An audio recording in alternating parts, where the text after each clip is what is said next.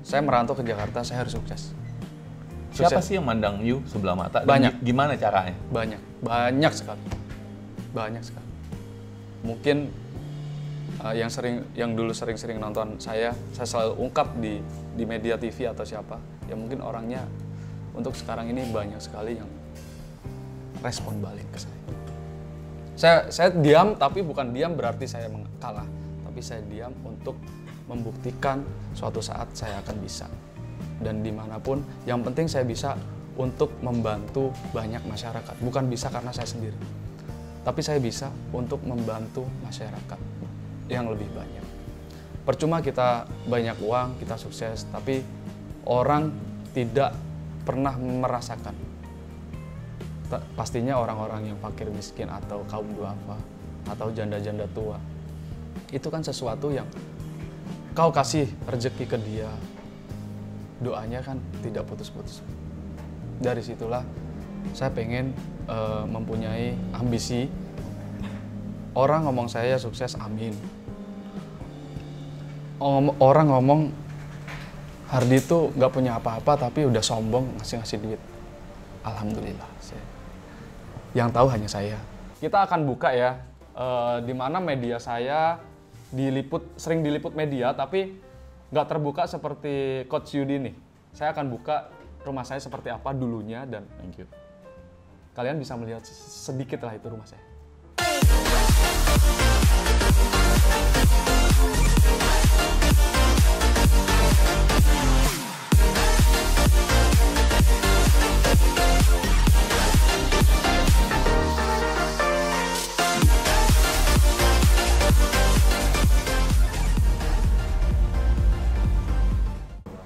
Sahabat Miliarder, hari ini saya dapat kesempatan berharga banget karena ada salah satu entrepreneur ya, pengusaha yang buat saya kagumin banget. Ceritanya bikin merinding. Dan dia pengen belak-belakan. Halo bro. Halo, apa kabar? By the way, kenalan dulu dong, lu itu siapa? Perkenalkan sahabat miliarder ya? Wah. Perkenalkan saya Hardi, salah satu owner dari Hardi Classic. Hardi Classic. Bergerak di bidang jasa interior mobil. Bikin yang aneh-aneh. Aneh-aneh kayak gimana nih? Ya kalau orang nggak suka warna hitam, ganti kuning, pink itu bisa. Oh gitu ya? Pengen nyari Hardi Classic di mana? Jadi mana tahu mereka nggak tahu siapa itu Hardi Classic. Hardi Classic bisa cari taw di Instagram Hardi_Classic atau di YouTube channel. Di YouTube channel ada Hardi ya? Classic. Mungkin satu-satunya tukang jok mobil subscribernya hampir 100.000. Jok mobil. Berarti jangan-jangan kalau yang nggak tahu belum punya mobil nih. Bisa jadi coach. Oke, yang lu kerjain apa aja sih bro Hardi? Kita pekerjaan yang kita kerjain khususnya di bagian interior mobil. Mobil apa aja sih yang masuk? Banyak. Jadi mobil sekelas grade A sampai grade C semuanya ada. Kapal terbang? Kapal terbang kita sempat dipercaya juga. Terus helikopter kita sempat dipercaya juga. Terus kapal pesiar kita sempat dipercaya juga. Ada nggak orang-orang yang kita kenal deh yang lu pernah jadi klien? Oh banyak. Kita mungkin hampir artis-artis yang papan atas untuk di Indonesia itu ya pertamanya seperti Raffi Ahmad ya. Kita YouTuber ada Atta Halilintar, ada Amar Zoni, ada Iris Bella dan masih banyak. Masih banyak ya? Masih banyak. Oke. Jadi ibaratnya kalau buat Anda yang suka nonton TV, udah tahu lah ya. Oh, udah tahu, pasti udah tahu lah. Hampir semua udah kenal Hardi ya? Oh, enggak lah. Kita nggak boleh menyombongkan diri, coach. Oke. Merendah untuk meroket maksudnya. Merendah untuk meroket. Dahsyat. By the way, gimana tuh kabarnya ketika lu mulai bisnis ini dapat modal dari orang tua? Oh, enggak coach, itu bohong. Itu banyak gosip-gosip, anak-anak orang kaya langsung bisa melakukan investasi, terus bisa kenal-kenal artis begini banyak. Itu ceritanya gimana? Oh, itu semua cerita bohong itu coach. Kalau emang kita sendiri dasarnya dari bawah, dari nol, Dimana kita pun kalau mempelajari kisah hidup saya itu sangat sangat luar biasa. Mungkin teman-teman yang miliarder nonton di YouTube channelnya Coach Yudi pastinya nggak mungkin percaya, tapi itu beneran dan kami tidak ada sedikit ada bikin gimmick atau seperti apa ya. Itu real kenyataan. Sedikit cerita Coach. Saya waktu sekolah SMP itu pun saya nggak lulus. Dan saya sekolah mungkin bisa dikatakan SMP aja saya udah dikeluarin 5 kali sekolah. SMP? SMP-nya dulu di mana, bro? SMP saya di negeri, di swasta, di Kristen, di Islam. Pokoknya nggak pernah ada yang bisa langgeng gitu. Selalu kita ini nakal gitu. Jadi zaman-zaman sekolah SMP aja kita udah nakal. Dan akhirnya saya tidak lulus sekolah SMP. Ujung-ujungnya kita kejar paket C. Bro Hardi asal mana sih? Saya asalnya Blora, Jawa Tengah yang tempatnya itu di hutan. Di hutan, bro. Di hutan? Di hutan, benar-benar. Di sana kan terkenalnya kayu jati ya. Jadi kita juga dulunya itu setiap harinya kita ngangon sapi, ngangon kambing, kita ke hutan, kita nyari kayu bakar, kita cari makanan apapun yang ada di alam di sana. Orang tua kerja apa? Orang tua petani. Tani. Orang yang tua bener. petani. Orang tua petani. Tani apaan? Tani tapi nggak punya sawah, bro. Tani tapi nggak punya sawah? Tani tapi nggak punya sawah. Gimana tuh ceritanya itu? Taninya itu ada segerombolan hutan punya punya negara gitu ya. Terus di situ digarap gitu sama warga-warga situ. Di Blora? Di Blora. Dan disitulah orang tua kami di situ ya punya kecil lah gitu, mempunyai kecil juga, tapi bukan bukan sertifikat ya, asal garap aja gitu. Dan sampai sekarang ini orang tua saya masih seperti itu. Wow, masih seperti itu. Dia saya ajak ke Jakarta, nggak akan kuat. 2 hari 3 hari udah pulang. Saya nggak ngapa-ngapain, saya jenuh. Saya kan lagi nanam jagung lah, lagi nanam kedelai lah, lagi apa. Terus, ini agak nggak percaya nih saya nih, sahabat miliarder nih. Muka-mukanya bukan tampang petani. Jadi Bro Hardi pernah jadi petani juga? Bukan jadi petani lagi, Coach. Kita jadi segala-galanya, Bos. Karena orang tua bener-bener nggak mampu. Mungkin kita akan buka ya, di mana media saya sering diliput media, tapi nggak terbuka seperti Coach Yudi nih. Saya akan buka rumah saya seperti apa dulunya dan kalian bisa melihat sedikit lah itu rumah saya. Nah itulah rumah-rumah yang kita tempatin dulu dan sampai sekarang juga masih ada. Dan itu pun saya tidak malu gitu. Karena itu skenario yang harus saya jalani. Tanpa orang tua saya, tanpa kakek nenek saya pun nggak bisa seperti ini. Semua berkat dari orang tua. Wow. Dan di zaman waktu saya sekolah, saya tuh bingung gitu. Saya anak orang nggak mampu, orang yang nggak punya. Tetapi tingkahnya banyak. Tingkahnya banyak. Gimana tuh tingkahnya banyak? Kita sering mabok-mabokan. Waktu zamannya saya masih SMP tuh kita kalau kumpulan yang di atasnya saya gitu.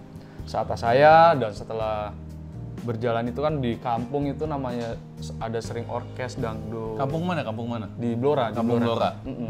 Sering ada orkes dangdut, ada orkes kalau malam gitu ya. Kita sering mabok. Itu umur berapa suka mabok? SMP, kita udah SMP. Seriusan. Itu beneran. Itu kisah nyata bener saya dan disaksikan di sini ada adik saya sekarang jadi staf admin saya. Mabok cap tikus. Mabok arak, Coach. Mabok di sana arak. adanya arak yang keras. 15.000 bisa dapat 1 botol. 15.000 1 botol ya? Itu diminum 5 orang mati orang. Mati. Arak apaan namanya? Bisa geletak semua deh pokoknya itu. Arak apa ya namanya? Arak aja sih, Atau arak putih nggak ya. ada namanya? Dia semacam kayak air putih gitu sih. Oh. putih. Cuman kalau dibakar nyala. Berapa persen tuh alkohol? Waduh, kurang paham. Itu kayaknya nggak perlu ngitung-ngitung gitu sih. Yang penting intinya minum Mabok. gitu. Wah, udah. SMP? Jagoan gitu. SMP? Iya. Oh, serius? Terus gimana tuh? Gimana? Lalu setelah itu saya menjadi salah satu sampah masyarakat di lingkungan rumah orang tua saya. Akhirnya saya ada 3 orang. 3 orang ini, ayo kita ke Jakarta. Saya bilang, saya nggak punya duit, saya punya duit 60.000, itu pun saya minta orang tua. 60.000 doang? 60.000 dikasih, saya mau berangkat ke Jakarta, saya bilang. Tahun berapa sih? 2007. 2007, berarti... Wes, belum lama ya? 13 tahun ya? 13 tahun yang lalu. 13 tahun yang lalu. Dan akhirnya 2007 itu saya ada jurusan Jakarta yang naik truk ya. Saya cuma bawa celana 1, jaket 1, tas 1. Saya bilang naik truk. Truk apaan? Truk yang truk buat pemulung. Truk buat pemulung? Iya, truk sampah gitu loh. Jadi truk itu emang buat dari orang Blora itu kalau ngerantau banyak yang di sana pakai truk itu pulang pergi ke ininya, truk yang bolong. Truk yang bolong. Yang lu tidur beneran di baknya gitu. Di bak itu? Iya. Rame-rame dong? Rame-rame, di situ banyak Berapa orang? 20 ada 20 lebih tuh. Tapi kita nggak ada yang kenalnya kita bertiga. Modal 60.000? Modal 60.000. Bawa celana 1? Celana 1, jaket 1, baju 1. Seriusan? Demi Tuhan. Wow. Terus gimana nih? Aduh. Nah, setelah itu... Sama adik, bukan? Enggak, itu masih kecil. Masih kecil? Masih kecil. Dia masih... ini pun merasakan susahnya. 2007 umur berapa lo? Umur 2007 itu kalau nggak salah saya umur 16 ya. 16 tahun? Kayaknya.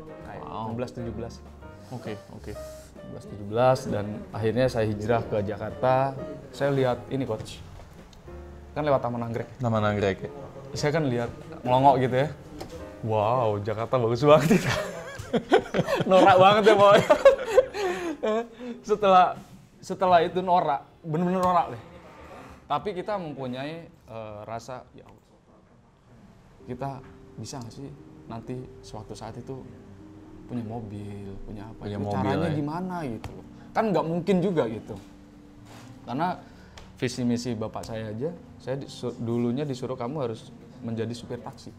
Visinya saya disuruh jadi supir taksi? Iya, disuruh supir taksi. Dan akhirnya saya hijrah lah. Saya bilang, saya minta itulah, saya pergi ke Jakarta gitu. Nggak tahu kemana lah namanya itu. Dan masih kecil kok, saya mungkin pendek ya dulu itu.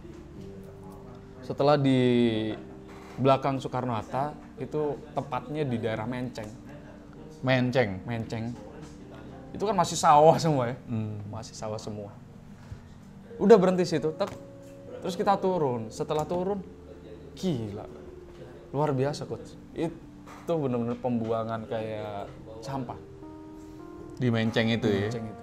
Nah, pembuangan itu di Menceng. Setelah di situ kita mau mandi tuh, kalau di kampung airnya bening ya.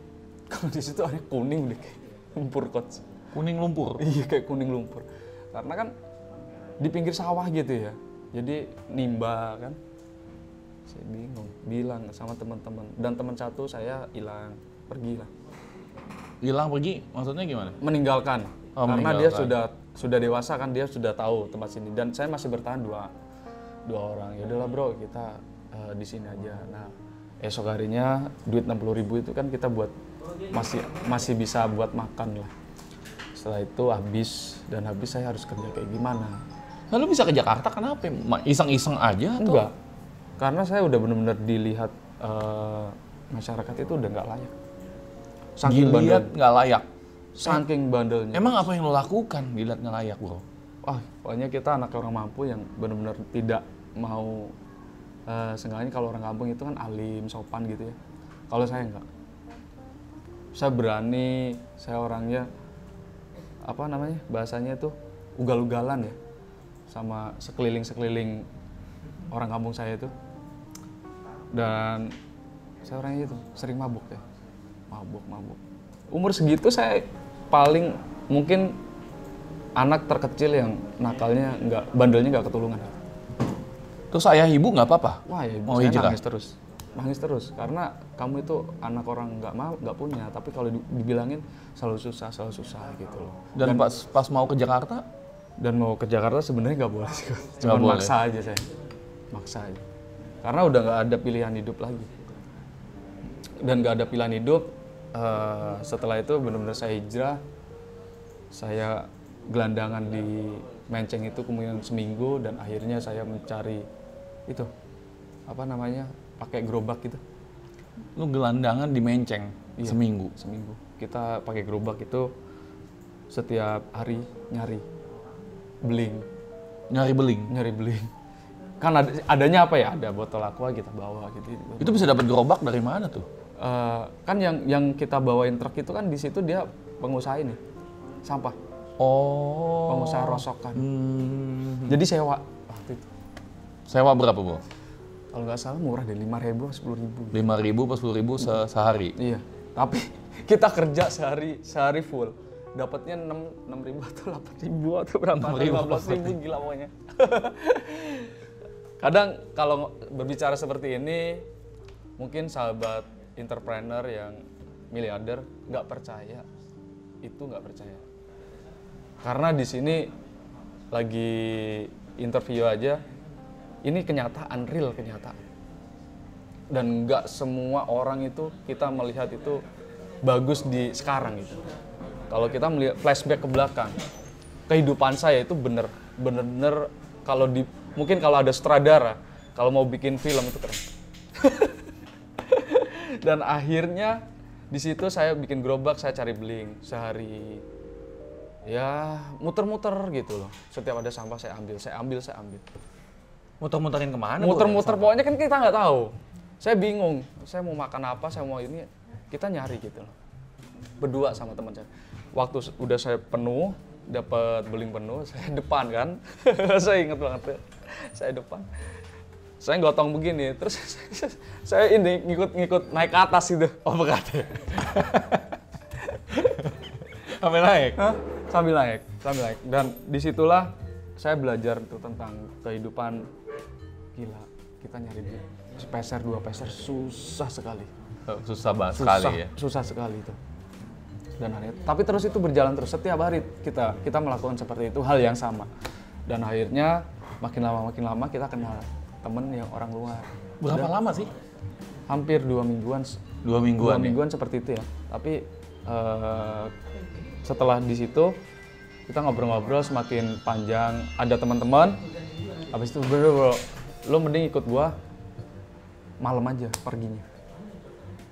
Temen dari mana tuh? Ya nggak tahu temen dari mana, saya udah temen di jalanan lah. Ngajakin Iya. ketemu Ngajakin kerja malam gitu aja. kerja malam. Malam aja gitu. Jam berapa malamnya? Kita jam 2 aja pergi. Ngapain? Wah nggak taunya bro. Saya bener-bener ngerasain tuh ya. Jantung saya mungkin seperti kayak pengen copot. Kita naik ke proyek-proyek yang Naik baru ke dibangun gitu. Cari apa?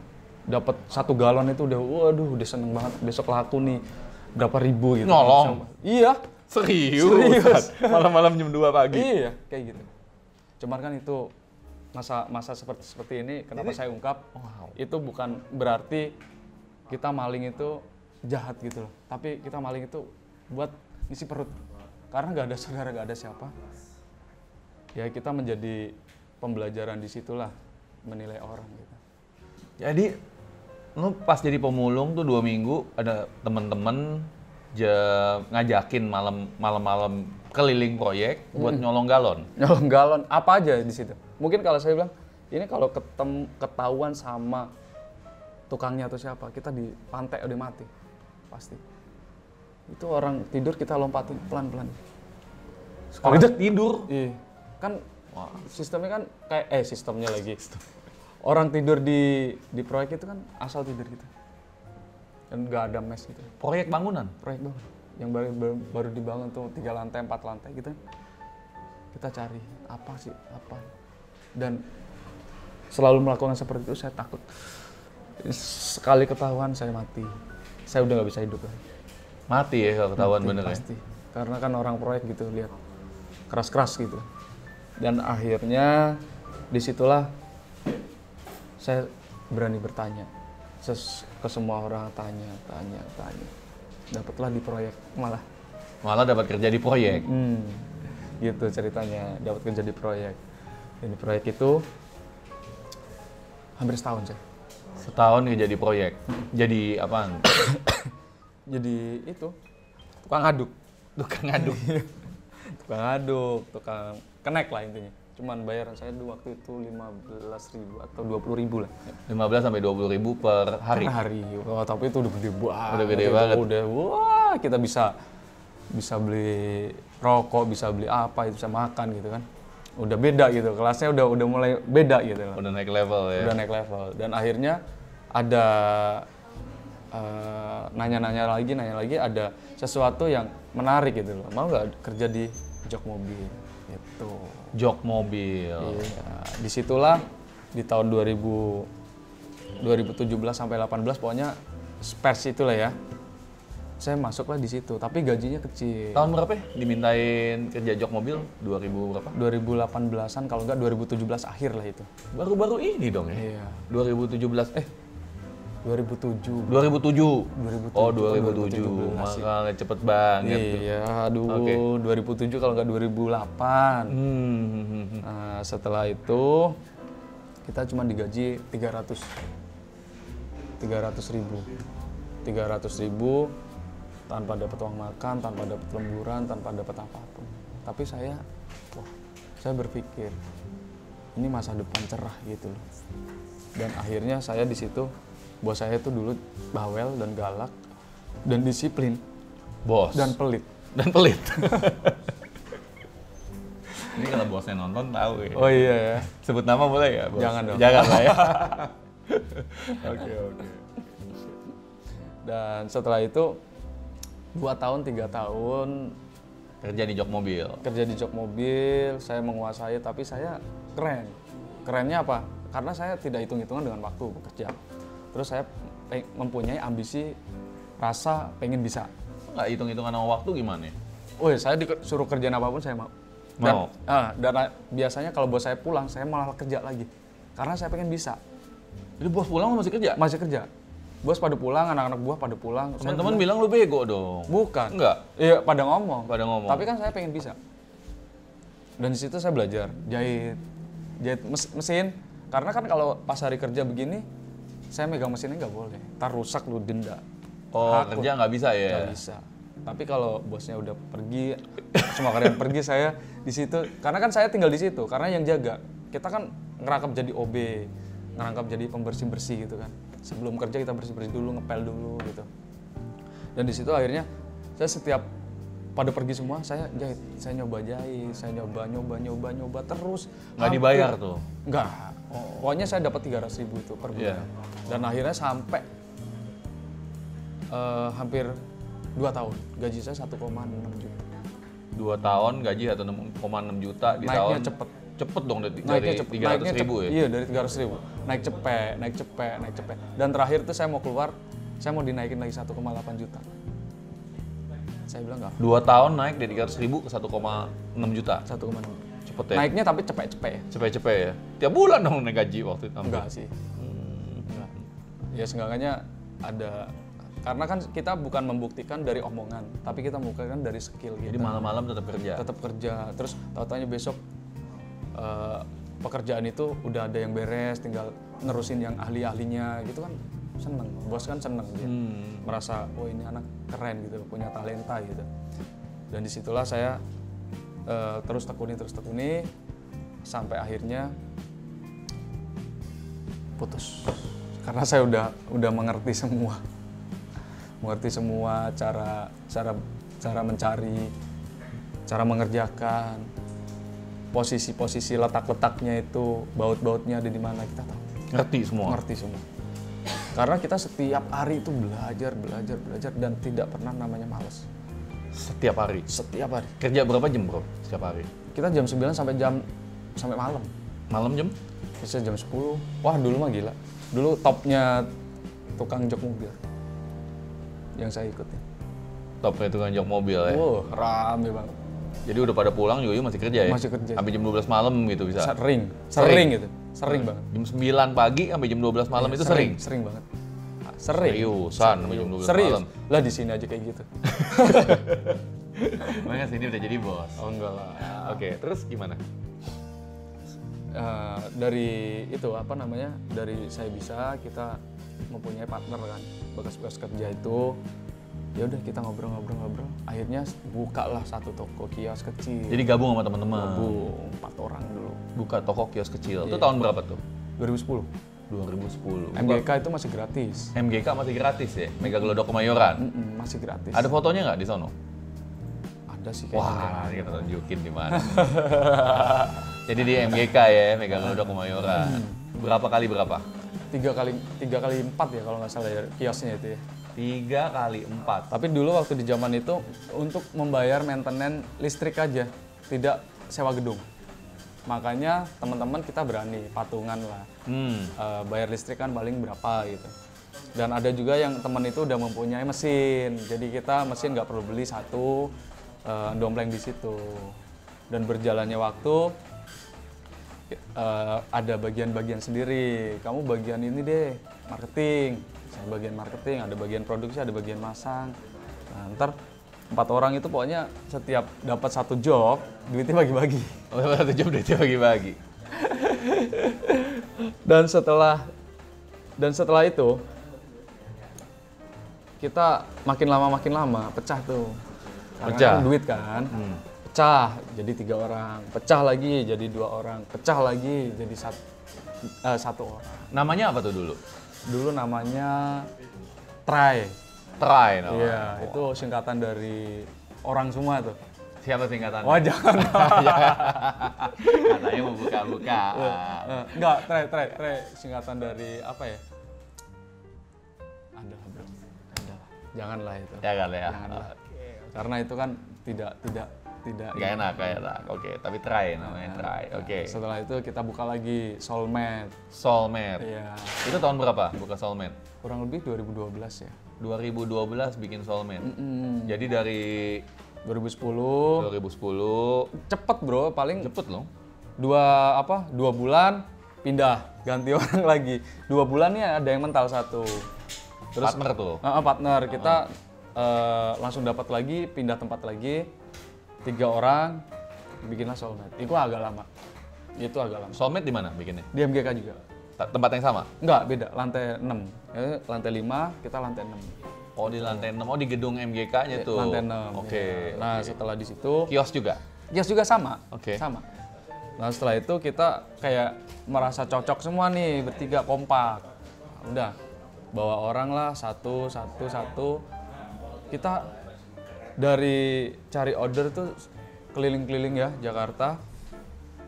Dari pakai motor selama 2 tahun kita bisa kredit mobil Xenia warna hitam yang tahun 2012. Jadi keliling naik motor tadinya? Tadinya pertamanya keliling naik motor. Dan satu mobil itu dipakainya gantian bertiga.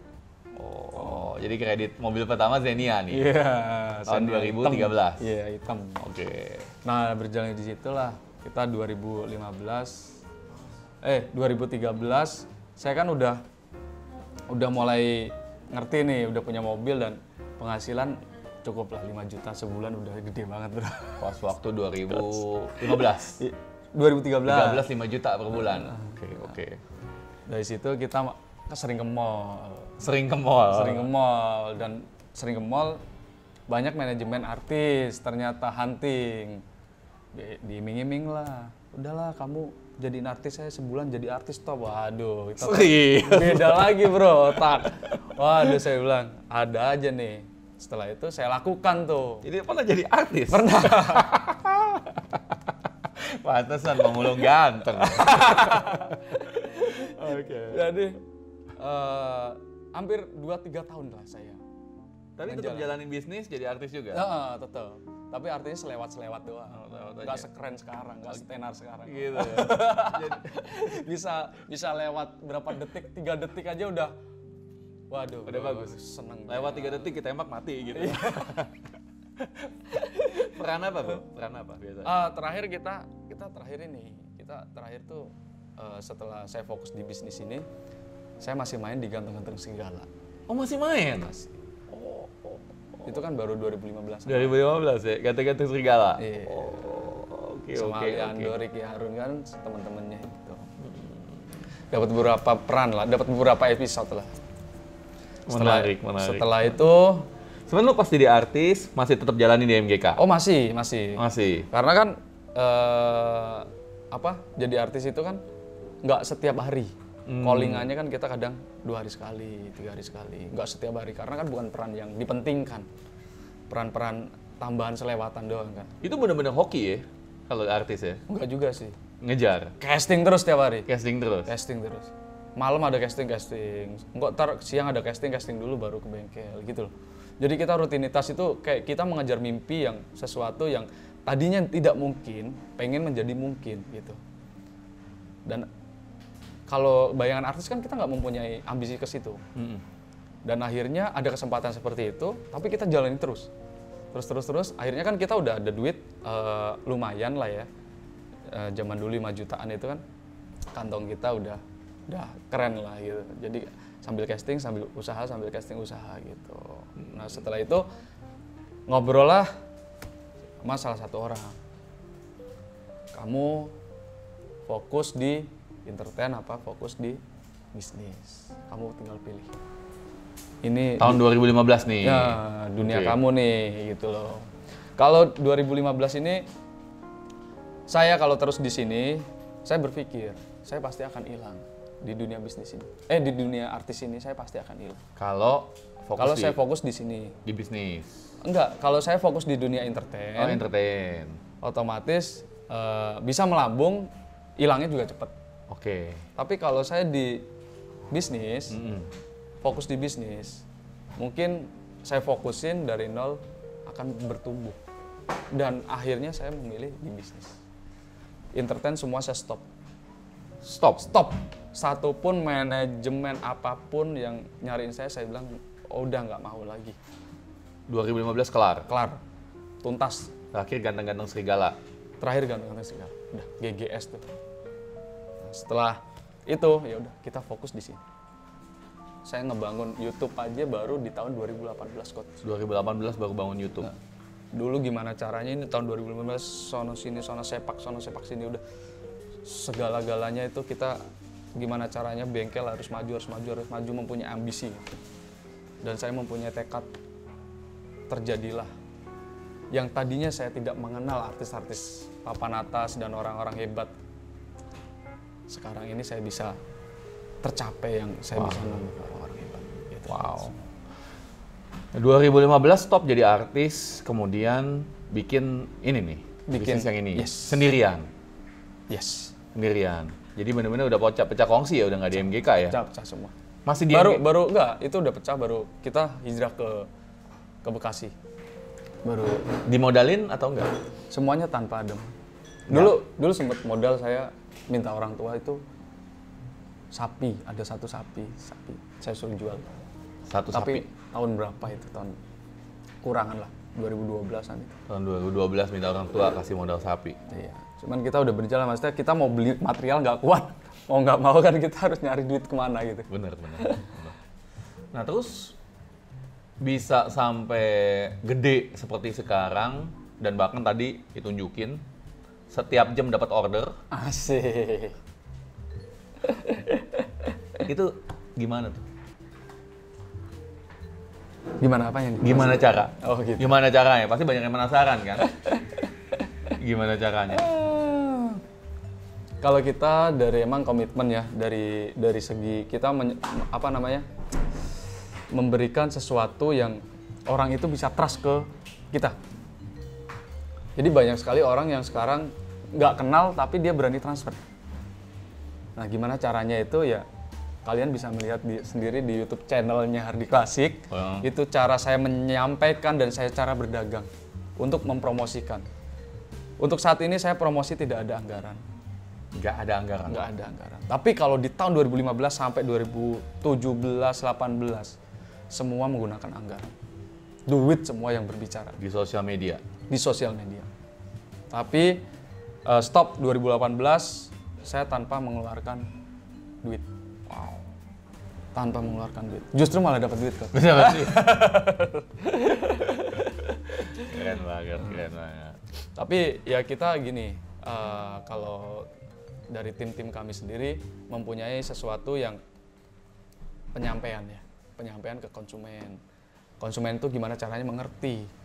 Dan kita kan sebagai brand owner ya, saya kan memberikan edukasi gimana orang itu percaya ke workshop kita.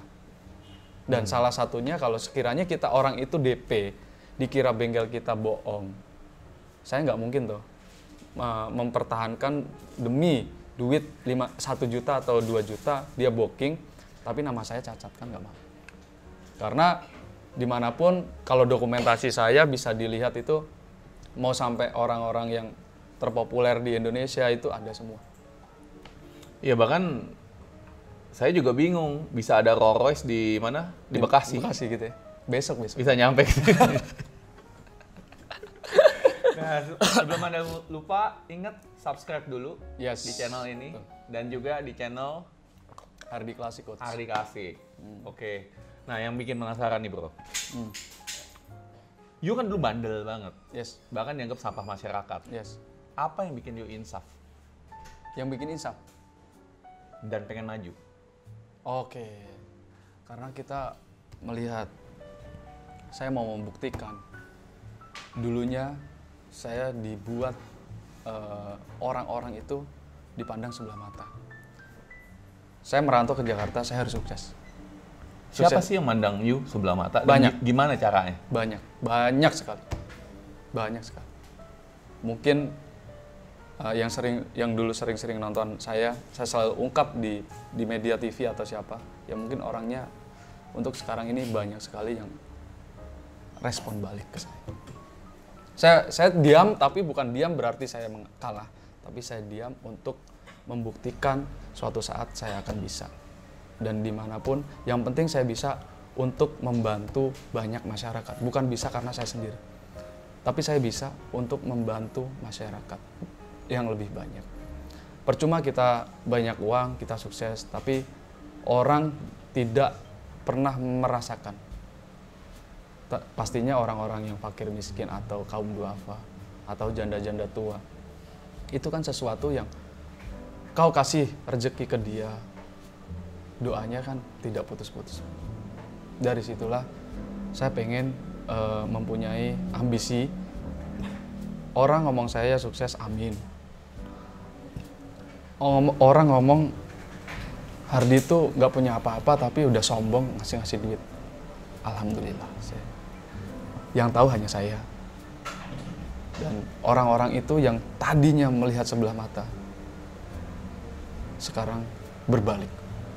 Saya tanpa melakukan apapun, saya pulang pada sungkan sendiri, pada segen sendiri. Dan saya tidak perlu ngomong bla bla bla bla bla, tapi orang itu menilai dengan jerih payah saya, kerja keras saya, dan terbukti. Emang waktu itu nggak sesingkat seperti dibalik tangan, tapi waktulah yang memberikan saya pembelajaran di dunia ini. Mungkin teman-teman saya banyak sekali yang dulunya anak-anaknya orang punya lah, yang sawahnya berhektar-hektar di kampung gitu kan. Tapi dia belum tentu seperti apa sekarang. Banyak sekali yang masih bekerja, malah kelimpangan dia mencari pekerjaan. Dan mau banyak sekali yang mau kerja di tempat saya. Tapi saya tidak mau ambil. Boleh ceritain nggak? Satu kisah aja. Apa tuh, Coach? Sampai gimana sih Hardi dihina? Yang benar-benar kan buat Anda greget banget pengen maju. Sampai kalau masih teringat sekarang, waktu itu ada orkes. Di situ banyak orang. Saya ditarik-tarik. Dikira saya maling gabah. Gabah itu padi ya. Itu ditarik. Dilihatin banyaknya orang. Mungkin adik saya tahu, kisah itu. Ditarik. Saya ditarik, diseret. Ini maling gitu. Buat mabok ini maling. Jadi ada gabah 1 atau 2 yang hilang. Dikira itu saya. Di situ saya dipermalukan di tempat umum yang tadinya ada orkes dangdut. Saya ditarik-tarik. Itu bapak ibu saya udah nggak punya rasa hati yang nangis terus. Disitulah sebuah cerita yang sampai sekarang saya ingat. Umur 15 itu. Sampai sekarang saya ingat.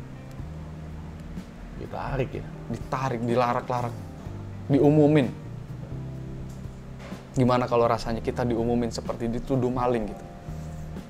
Untungnya aja masyarakat itu kan dia tahu, nggak mau main hakim sendiri, tapi yang main hakim ya yang itu. Tapi untung nggak dipukul ya saat itu. Dipukul. Di depan umum. Di depan. Digebukin gitu. Yes. Itu yang membuat saya sampai sekarang saya nggak pernah lupa. Ditarik, banyak orang yang melihat. Jadi omongan, wah, satu desa itu membuat gempar lah itu. Sampai sekecamatan, sampai situ. Pelan-pelan itu. Saya selalu ingat itu. Wah, ambisi saya. Saya pengen menjadi orang hebat. Terus saya. Bukan hebat karena banyak uang, tapi ya hebat bisa membantu banyak orang. Wow. Semua saya dari pembelajaran diri saya, bukan dari antara dosok-dosokan orang yang di telinga saya. Semua saya mengikuti dari hati saya. Saya oke, saya jalan. Saya nggak oke, saya nggak jalan. Saya mau memberi, saya harus beri. Tapi kalau saya nggak ingin memberi, saya nggak ingin memberi. Terconnecting dengan sendirinya.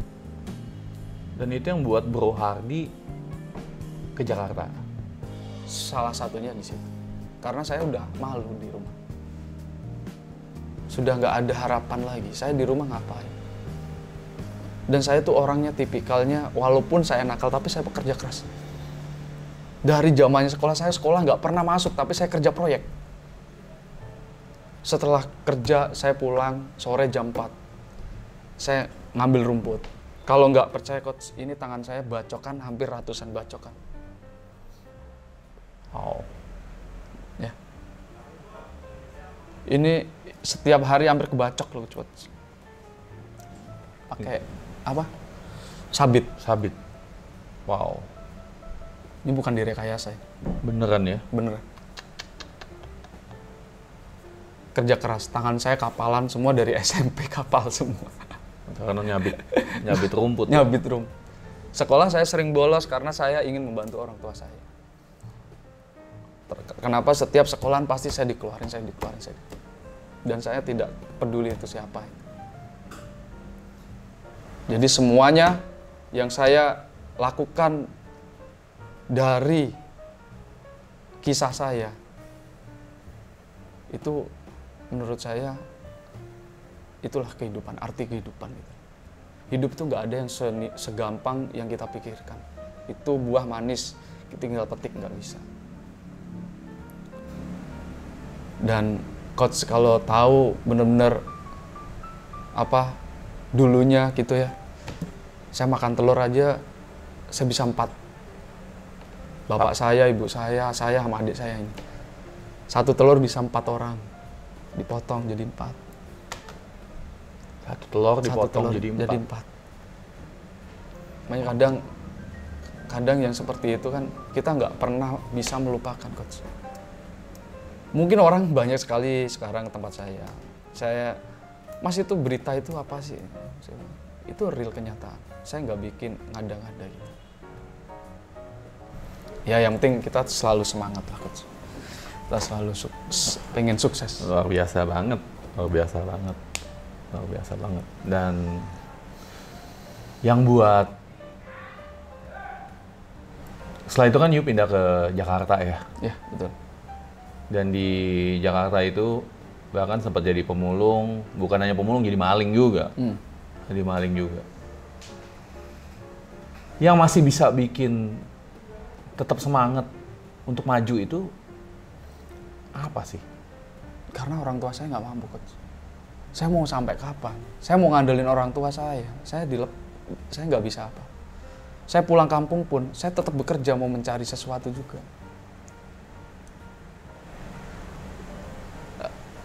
Coach kan udah lihat tuh rumah saya nanti itu kan ya. Ya seperti itu gitu. Dan akhirnya saya mempunyai pikiran saya tuh harus sukses gitu loh. Sukses, saya harus bekerja keras, gigih. Dan saya harus humble. Dan saya harus mencoba orang-orang hebat itu berpikirnya seperti apa.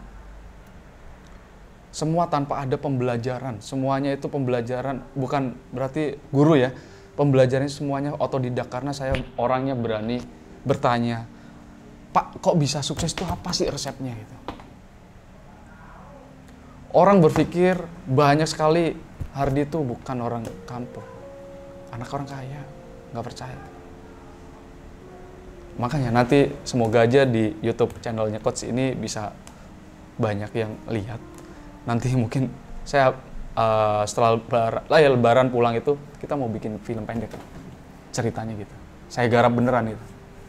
Semoga bisa. Seru banget ya. Kayaknya seru banget ya, Coach. Seru banget. Kayaknya seru.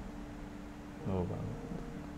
Jadi emang apa sih ngelihat apa sih yang kira-kira yang Hardi lihat, rasakan sampai bener-bener pengen bantu mama, papa atau ayah ibu? Gini, Coach. Apa ya? Orang tua tanpa ada yang pendidikan, lulusnya SD semua. Hardi lulus mana? Lulusan apa Hardi? Lulusan MTS, Gus. MTS apa? MTS itu muridnya cuma 6.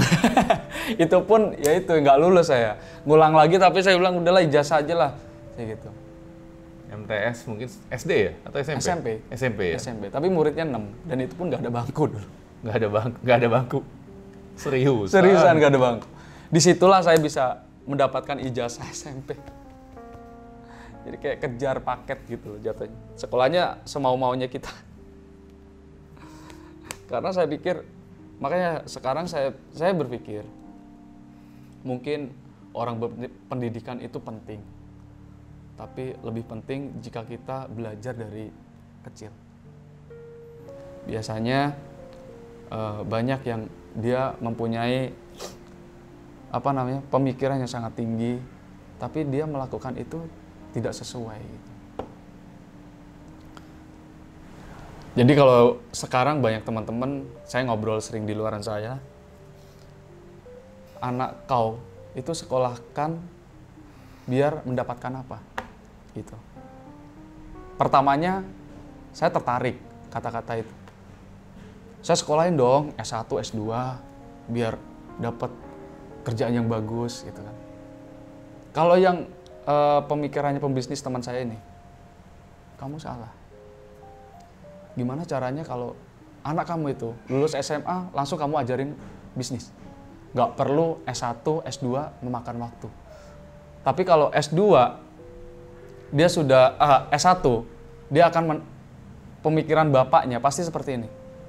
Nak, kamu sekolah yang tinggi, yang pinter, biar kamu mendapatkan pekerjaan yang layak. Di situ saya masuk akal. Tapi bekerja sama siapa?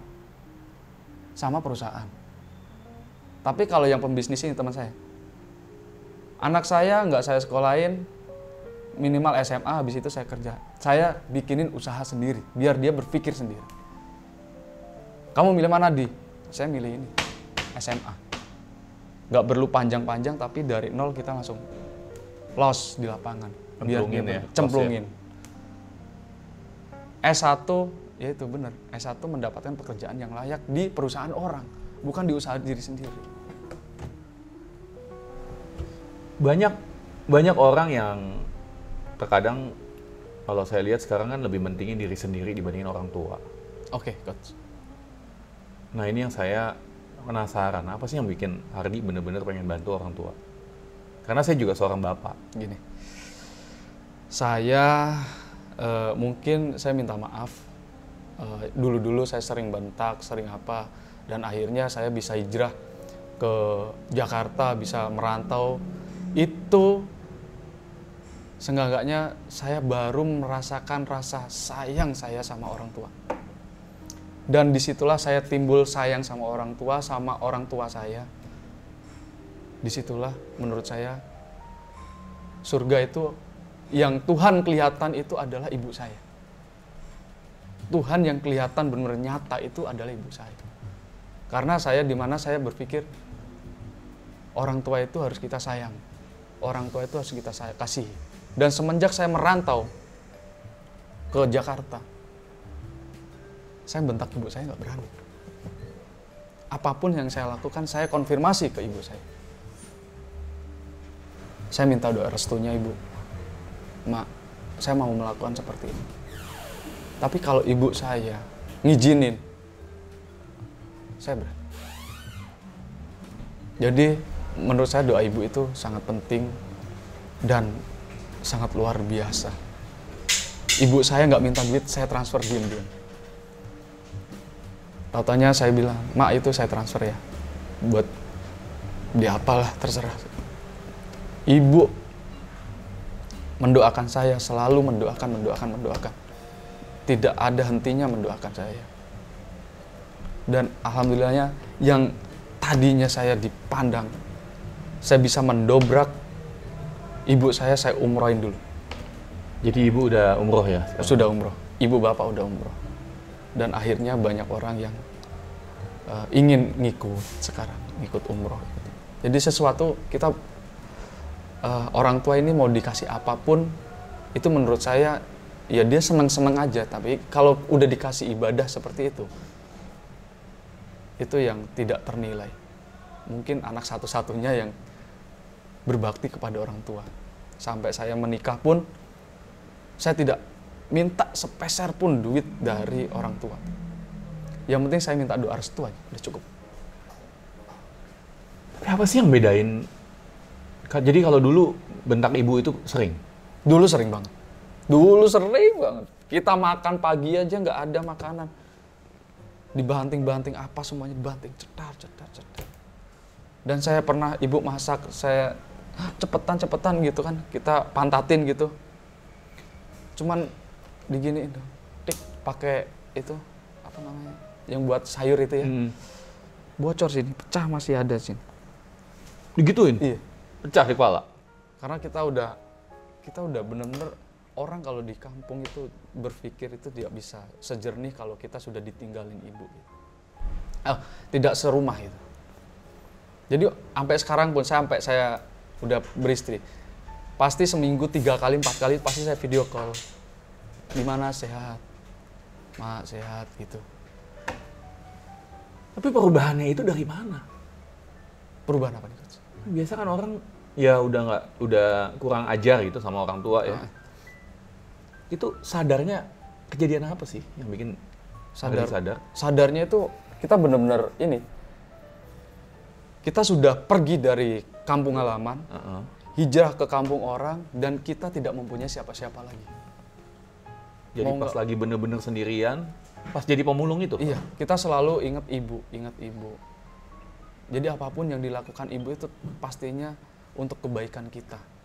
Gak mungkin ibu memberikan sesuatu yang merusak diri kita gitu. Ternyata benar gitu.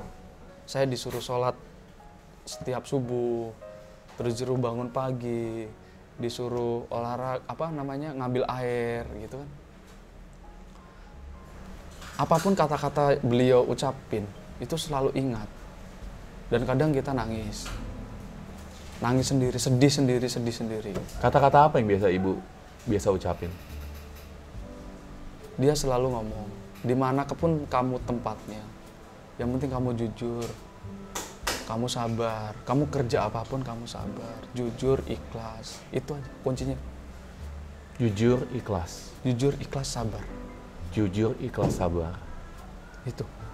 Dan saya tidak dikasih yang benar-benar bisa seperti ini, bukan dikasih materi, tapi materi ada, tapi yang itu sapi tadi, Tapi ya sudah nggak apa, kita bisa seperti ini tuh berkat semuanya doa orang tua.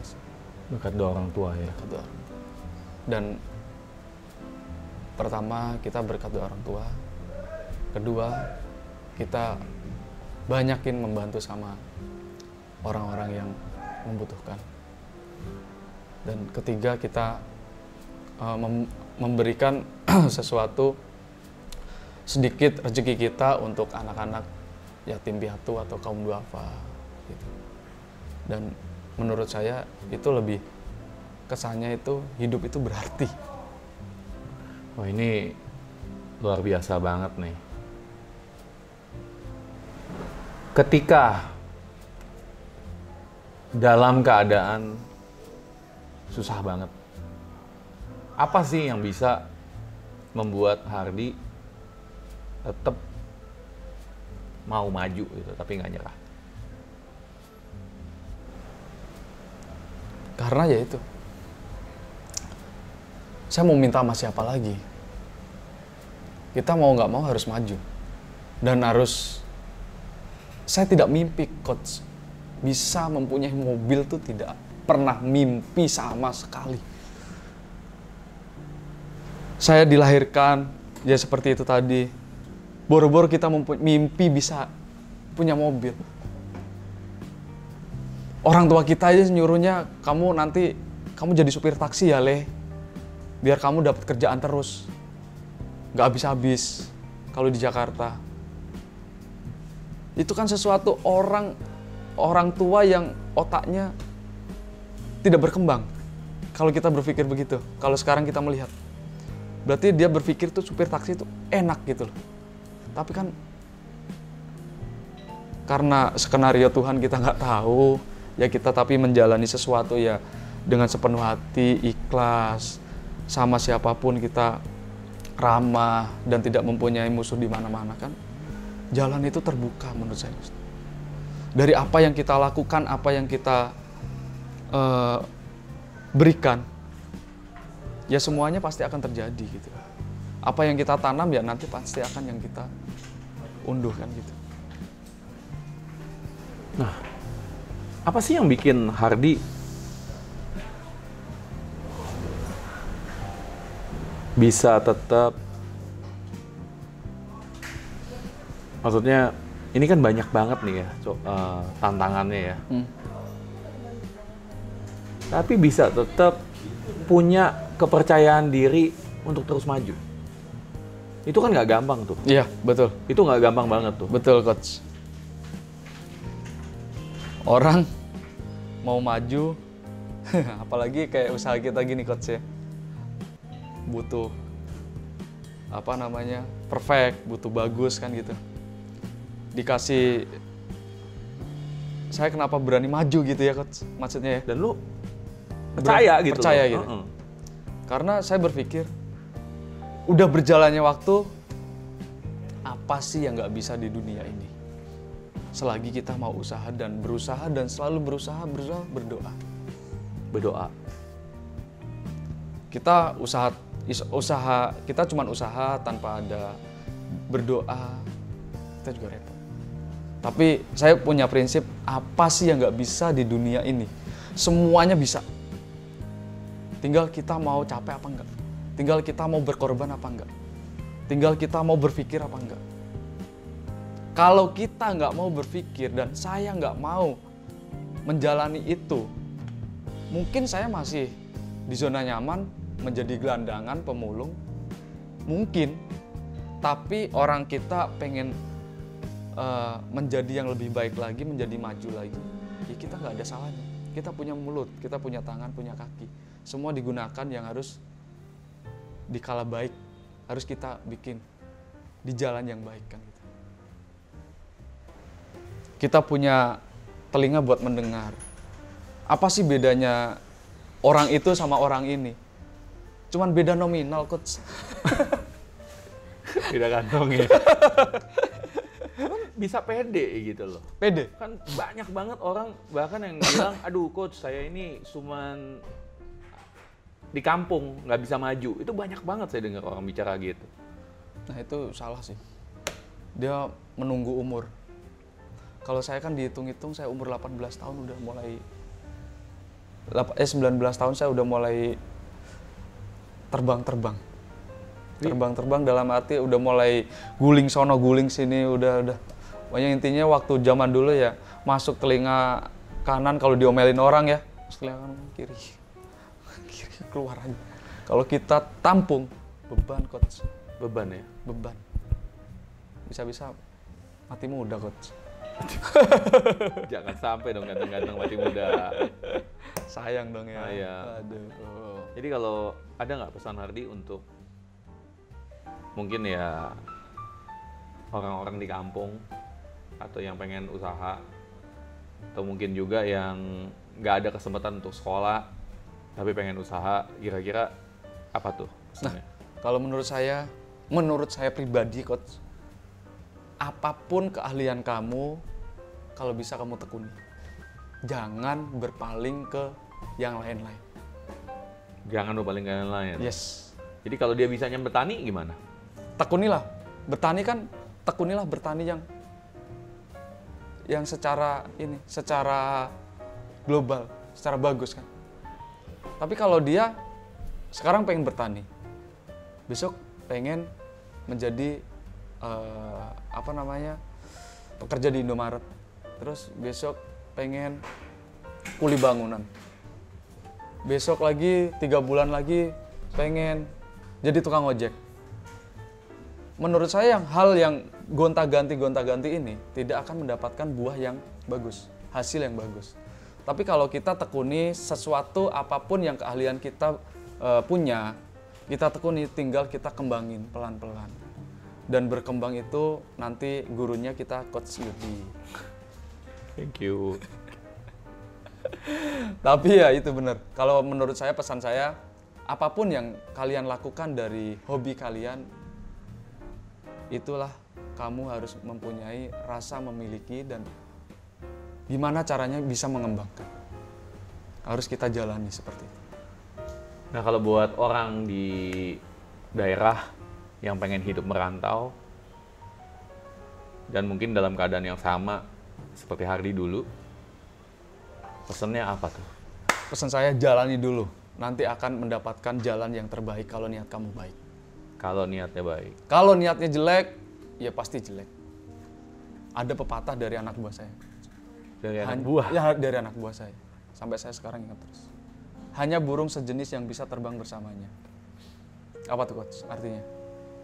Orang pemabuk kumpulannya orang mabuk. Orang ustadz kumpulannya ustadz. Orang pembisnis kumpulannya orang pembisnis.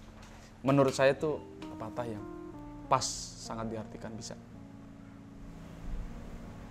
Jadi niat dulu.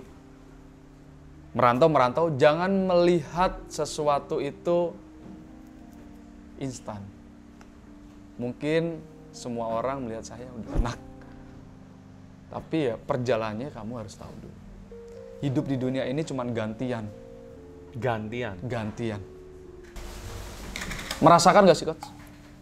Merasa gantian seperti roda berputar gitu. Ya kadang kan gini.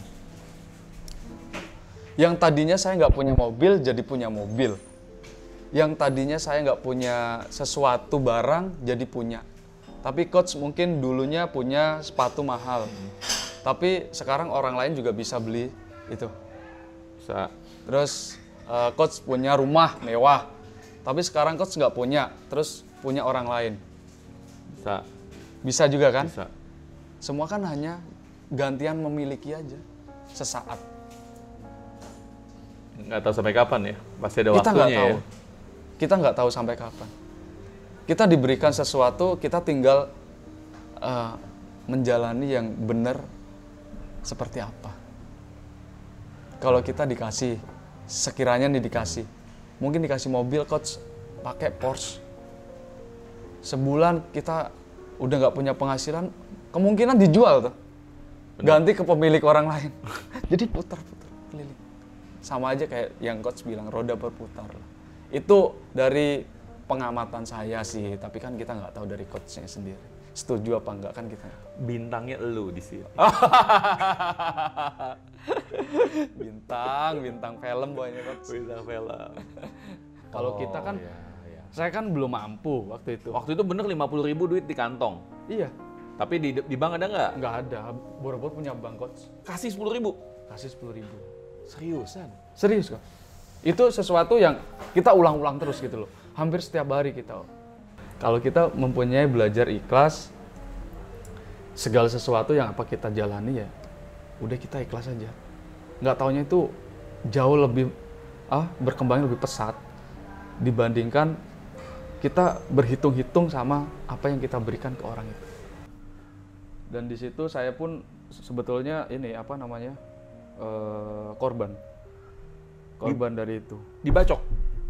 Udah habis coach. Ini lihat pecah ya. Ini pecah. Ini banyak coach. Ya. Wow. Pada pecah-pecah banyak. Dan terakhirnya saya mau ditusuk pedang begini. Nggak jadi gitu loh coach. Itu kalau ditusuk sudah mati saya. Udah mati Mas. Teman-teman mati dong? Saya kebetulan itu saya sendiri coach. Sendiri? Di Gunung Sari. Jadi kejadiannya gimana tuh waktu itu? Jadi kejadiannya di motor. Saya bawa motor. Habis itu di belakang kan rame.